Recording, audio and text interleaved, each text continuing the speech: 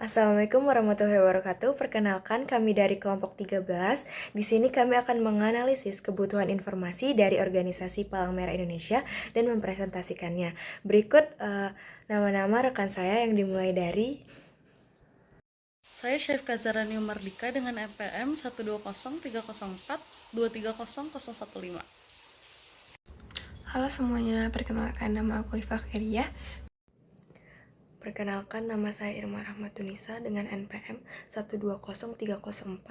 1203042395523. Analisis kebutuhan informasi. Untuk merancang sistem yang terintegrasi dengan baik, kami perlu menganalisis kebutuhan informasi yang mendalam tentang PMI. Dalam menganalisis kebutuhan informasi, identifikasi area utama diperlukan untuk pengambilan keputusan yang efektif dan operasional. Seperti mengidentifikasi area fungsional. Area fungsional yaitu yang pertama, pengumpulan data. Seperti informasi tentang ketersediaan darah, jumlah darah yang diperlukan, dan data pendonor. Yang kedua yaitu pengawasan, seperti informasi tentang kegiatan PMI berupa pengumpulan darah dan pemberian bantuan. Yang ketiga yaitu pengelolaan sumber daya, seperti informasi tentang jumlah staf, keterampilan, dan keahlian. Yang keempat yaitu keuangan, seperti informasi tentang biaya operasional PMI. Informasi tersebut perlu diperhatikan untuk memantau efektivitas biaya dan memastikan bahwa biaya operasional yang ada dikelola secara efektif. Yang kelima yaitu operasi. Dibutuhkan sistem operasi yang stabil dan efektif agar sistem informasi PMI dapat berjalan dengan baik. Web server yang aktif dan efektif agar sistem informasi PMI dapat diakses secara online. Database server yang baik dan aman agar data PMI dapat disimpan dan diakses dengan efektif. Dan yang terakhir ada manajemen rantai pasok. Sistem informasi PMI perlu dikembangkan dengan menggunakan teknologi informasi yang efektif dan efisien. Database PMI harus dikembangkan dengan teknologi yang aman dan efisien, mengembangkan grafik untuk memastikan sistem informasi PMI dapat memberikan informasi yang akurat. Analisis kebutuhan informasi PMI ini menunjukkan bahwa sistem informasi yang efektif harus dikembangkan guna memenuhi kebutuhan operasional dan fungsional PMI agar dapat merancang sistem yang terintegrasi. Sistem informasi ini harus mampu mengumpulkan, mengelola, dan menganalisis data PMI dengan efektif, serta dapat diakses secara online. Dengan demikian, sistem informasi PMI dapat membantu PMI dalam mengambil keputusan yang efektif dan operasional, serta meningkatkan efektivitas operasional PMI secara keseluruhan. Terus adapun persyaratan spesifikasi dari sistem informasi bisnis ini membutuhkan kebutuhan sistem ini memerlukan yang pertama itu ada output, adanya media, konten, dan waktu. Yang kedua itu ada input, yaitu data entry, proses memasukkan, memperbarui, mengolah data yang terkait dengan berbagai operasi dan layanan PMI. Terus ada yang namanya flow, yaitu setiap alur proses mencakup langkah-langkah dari awal hingga akhir, termasuk data entry dan pengolahan data. Yang ketiga itu ada user interface, yaitu memerlukan pemahaman mendalam tentang kebutuhan pengguna, baik itu donor, penerima, layanan, relawan, maupun staf PMI dengan simplicity, efisiensi, logic, dan feedback. Terus yang keempat itu ada database design, mencakup file organization and design logical data model yang dengan relevan dengan operasional mereka seperti manajemen donor darah, manajemen bencana, kesehatan, dan pelatihan.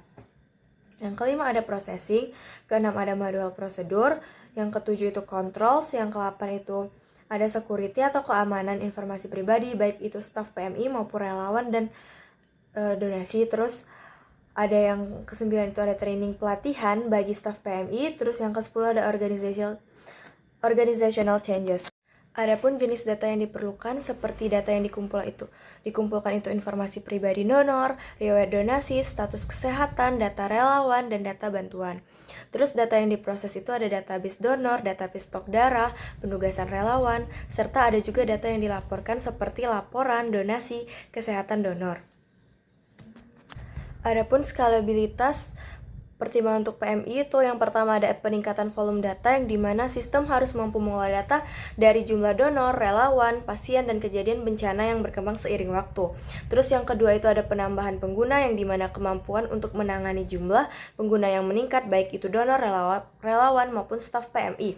Terus ada fleksibilitas infrastruktur yang dimana desain sistem dengan infrastruktur yang dapat ditingkatkan misalnya menggunakan cloud computing dan untuk skalabilitas yang lebih baik. Yang kedua itu ada keamanan dengan pertimbangan untuk PMI yang pertama itu ada enkripsi data yaitu mengenkripsi data sensitif seperti informasi medis pasien dan informasi pribadi donor. Terus yang kedua itu kontrol aksesnya yaitu menerapkan kontrol akses yang ketat untuk memastikan hanya pengguna yang berwenang dapat mengakses data yang spesifik. Terus yang ketiga itu pemantauan keamanan yaitu memantau aktivitas sistem secara teratur untuk mendeteksi mencegah ancaman keamanan. Yang ketiga itu ada aksesibilitas yaitu mengacu pada kemudahan akses dan pengguna sistem oleh berbagai pengguna termasuk mereka dengan kebutuhan khusus. Terus yang keempat itu ada integrasi yaitu kemampuan sistem untuk berintegrasi dengan sistem lainnya baik internal maupun eksternal untuk berbagi data dan fungsionalitas. Di sini aku akan menjelaskan nomor 4 tentang alur proses pengguna sistem informasi donasi. Langkah awal, pengguna memulai dengan mengakses internet dan melakukan login, terus pengguna memasukkan username dan password untuk melanjutkan. Lalu, sistem akan mengecek status pengguna apakah sebagai pendonor atau penerima manfaat. Jika donor, sistem menampilkan informasi donor personal, dan jika penerima manfaat, sistem mengecek apakah informasi penerima manfaat bersifat personal, dan jika iya, menampilkan informasi penerima manfaat personal, dan jika tidak akan melanjutkan ke pendaftaran bantuan. Dan jika memilih ya di pendaftaran bantuan, akan melanjutkan ke proses pendaftaran dan jika tidak akan mengecek distribusi bantuan.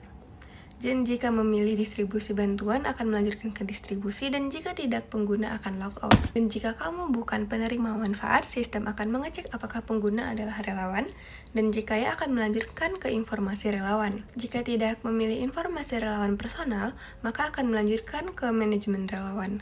Dan jika tidak lagi akan melanjutkan untuk mengecek ke penugasan relawan. Dan jika memilih penugasan relawan, maka akan dilanjutkan ke halaman tentang kepenugasan relawan. Dan jika tidak, akan dilanjutkan ke mengecek pelatihan relawan. Dan jika tidak memilih pelatihan relawan, maka pengguna akan logout. Dan jika bukan relawan, sistem mengecek apakah pengguna adalah staf PMI. Dan jika ya, akan menampilkan staf PMI. Jika bukan staf PMI, sistem mengecek jenis staf lainnya. Yang pertama itu ada staf logistik. Dan jika tidak, akan dilanjutkan ke administratif staff, dan tidak juga akan dilanjutkan ke laporan staff, dan jika tidak, maka pengguna akan logout. Selanjutnya, aku akan menjelaskan penjelasan nomor 5 tentang strategi pengelolaan data untuk sistem informasi relawan PMI. Sistem informasi relawan PMI dirancang untuk mengolah data relawan, data piket, dan data pelatih dengan melibatkan beberapa pengguna. Yang pertama ada relawan, admin, ketua PMI, dan user.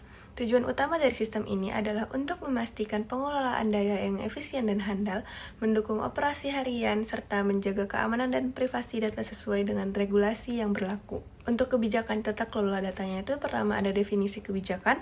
Kebijakan tata kelola data mencakup pedoman tentang bagaimana data dikumpulkan, disimpan, dikelola, dan dilindungi. Selanjutnya ada peran dan tanggung jawab. Yang pertama itu bagi relawan adalah menginput dan memperbarui data pribadi mereka, dan bagi admin mengelola akses login, mengawasi integritas data, dan memastikan kepatuhan dengan standar kualitas data, dan untuk ketua PMI, menerima laporan relawan dan memonitor kinerja sistem. Selanjutnya ada proses jaminan kualitas data. Yang pertama itu ada validasi data. Setiap data yang masuk akan diverifikasi untuk memastikan keakuratannya. Dan integrasi data dari berbagai sumber relawan admin atau user akan diintegrasikan dengan konsisten ke dalam sistem. Dan audit berkala. Melakukan audit data secara berkala untuk mendeteksi dan mengoreksi anomali atau ketidaksesuaian data. Selanjutnya ada keamanan data. Aksesnya itu terbatas, hanya pengguna yang memiliki otorisasi yang dapat mengakses data tertentu. Relawan hanya bisa melihat data mereka sendiri, sedangkan admin memiliki akses yang lebih luas. Selanjutnya ada enskripsi data. Data yang disimpan dan ditransmisikan akan dienkripsi untuk melindungi dari akses yang tidak sah. Dan selanjutnya ada backup sama recovery. melakukan backup data secara rutin, dan melakukan prosedur recovery untuk memulihkan data jika terjadi kehilangan atau kerusakan. Selanjutnya ada privasi data. Yang pertama itu kepatuhan regulasi. Sistem dirancang untuk memenuhi regulasi privasi data yang relevan seperti GDPR atau General Data Protection Regulation dan regulasi lokal yang berlaku. Yang kedua ada anonimisasi, yaitu data pribadi yang tidak diperlukan untuk operasi akan dianonimkan untuk melindungi identitas individu. Dan selanjutnya ada penghapusan data, menyediakan mekanisme bagi pengguna untuk meminta penghapusan data pribadi mereka sesuai dengan kebijakan privasi yang berlaku. Untuk kesimpulannya, strategi pengelolaan data untuk sistem informasi relawan PMI dirancang untuk memastikan integritas, keamanan, dan privasi data.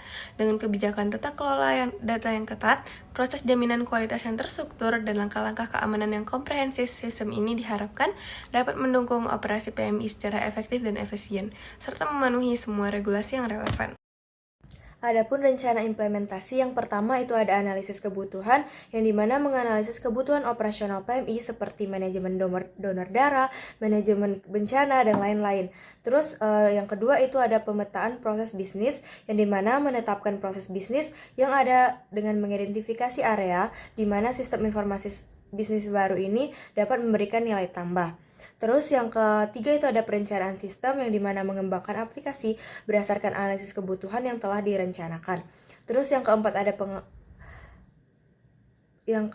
itu ada pengembangan sistem, mengembangkan aplikasi tadi. Yang kelima yaitu melakukan pengujian sistem secara menyeluruh untuk memverifikasi bahwa sistem berjalan dengan baik dan lancar sesuai dengan kebutuhan bisnis.